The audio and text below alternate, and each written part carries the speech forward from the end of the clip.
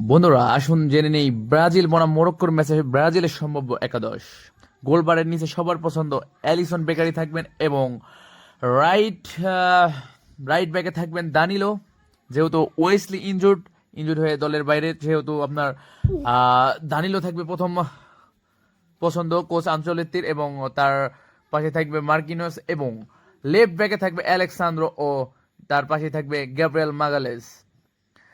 Alexander ভূমিকাটা এখানে বেশি থাকবে, যেহেতু আপনার আশরাফ হাকিমি এবং তাদের রাইট উইংটা অনেক শক্ত, সেহেতু আপনার অ্যালেক্সান্ডার ভূমিকাটা একটু বেশি থাকবে, এবং তার সঙ্গে সঙ্গে ব্রুনো গিমারেসের ভূমিকাটাও কিন্তু সেই ক্ষেত্রে একটু বেশি থাকবে। ব্রুনো গিমারেসের ডান সাইডে থাকবে আপনার ক্যাসিমিরো, এবং লেফট উইংয়ে থাকবেন ভিনিসিয়াস জুনিয়র, এবং রাইট উইংয়ে থাকবে লুইস পাকেতা, এবং মাঝ মাঠে থাকবেন রাফিনিয়া। তার সামনে থাকবে ইগার থিয়াগো অথবা ম্যাথিউস কুনিয়া।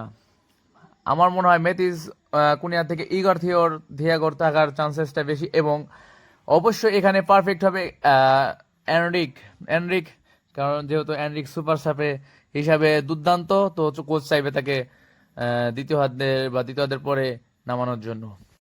যেহেতু নেইমার ইনজুর্ড, সেহেতু আমাদের তালিকায় নেইমারকে রাখা হয়নি। তো আপনার কি মনে হয় তা অবশ্যই কমেন্ট করে জানাবেন।